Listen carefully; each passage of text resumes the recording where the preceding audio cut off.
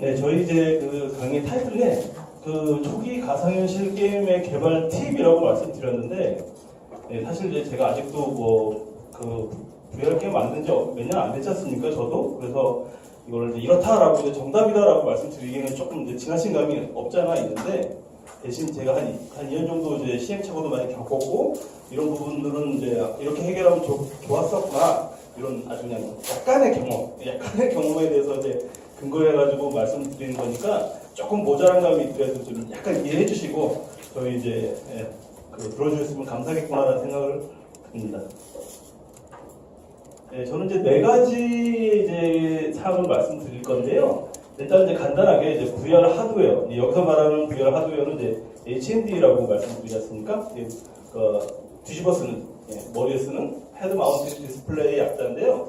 HMD의 특성, 그 특성에 따른 어떤 문제가 발생하는지, 그 다음에 또 이제 두 번째, VR 개발 환경에 있어서 UI, UX. 여기서 말하는 건 UI, UX라는 건요, 게임 화면에서 나타나는 머니도 나오고, 게임 많이 해보시면 상단 하단에 있는 그런 그림들이 있지 않습니까? 그걸 이제 UI라고 많이 하는데, 그런 게 또 문제가 됩니다.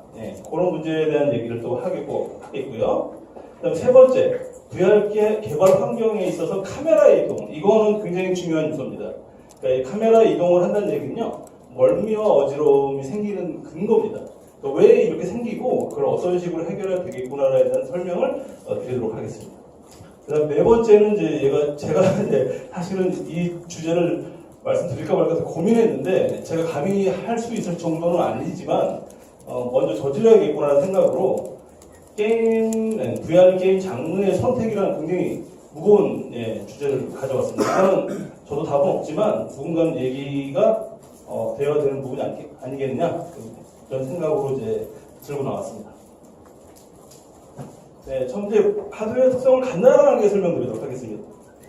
오큘러스라고 말씀들 많이 들으셨을 거예요. 페이스북에서 2조 이상을 투자해서 엄청난 이슈가 되고 있죠. 하지만 이런 VR도 이전에 많은 시도도 있었습니다. 예를 들어서 이제 여러분들 여기 보시는 연예인 데프콘이라고 아시죠?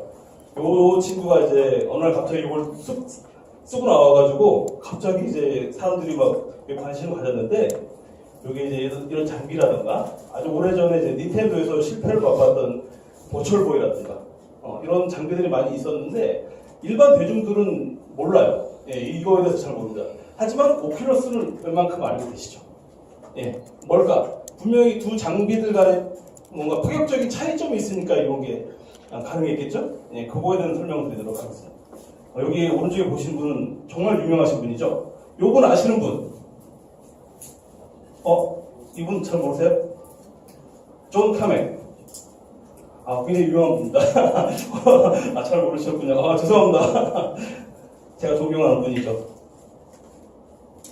네, 방금 말씀드렸던 오큘러스 이전 세대의 HMD와 오큘러스 이후의 HMD는 시야각 확보, 요게 가장 큰 특징이 있습니다. 그러니까 이전에 왼쪽에 보시는 부분이 화면이 있는데 그 주변이 시커멓죠? 저건 안 보이는 부분이라는 얘기입니다. 그러니까 오큘러스 이전의 장비들은요, 시야각 확보가 안 됐어요. 그래서 방금 말씀드렸던 예전 장비 중에 소니의 HMG 시리즈가 있었는데요. 그러니까 오큘러스 이전에. 근데 이 장비를 자기네들은 VR 헤드셋이라고 안 불렀어요. 뭐라고 불렀냐면 소니의 퍼스널 3D 뷰어라고 말씀들 하시더라고요. 그러니까 그걸 쓰고 게임이나 이런 것보다는 어떤 혼자서 이제 큰 영화관에 들어간 것 같은 느낌을 준다, 이런 의미로 3D 뷰어라고 했습니다. 하지만 오큘러스는 VR 헤드셋이라고 명확하게 얘기하죠. 그러니까 다른 거죠. 오른쪽에 보시면요, 아더라고 한 부분이 이제 오큘러스 이전에 다른 것들 말하는 겁니다.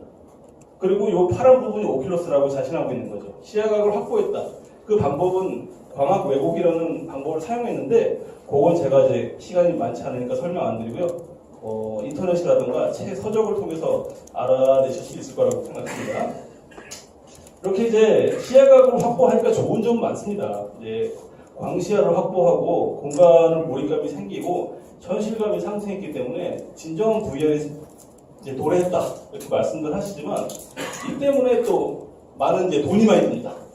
이제 고성능 컴퓨터 자원이 필요하고요. 왜냐하면 기존의 모니터보다 훨씬 큰 모니터를 지금 구동시키는 거랑 마찬가지거든요. 쉽게 생각해서. 그래서 그리고 또 이제 어떤 시각적 구조화 때문에 멀미랑 어지러움이 많이 발생합니다.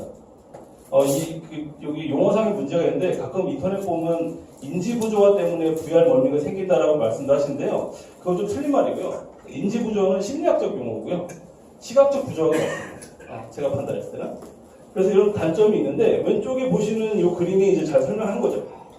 기존에 이제 이거는 평면 모니터, 그 다음에 이거는 3D 모니터죠. 그 다음에 진정한 의미에서 VR다라고 해가지고 그림으로 표시가 되고 있는 거죠. 근데 이제 VR이 생기니까 게임 업계에서는 많이 난리가 났습니다. 예, 굉장히 난리가 났죠.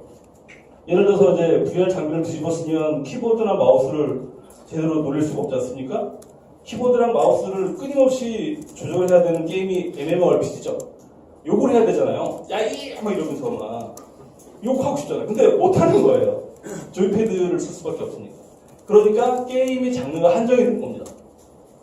그래서 대기업이 기존의 어떤 IP, 그러니까 기존의 게임을 그대로 접목시킬 수가 없게 된 이유 중에 하나가 될 수도 있겠죠.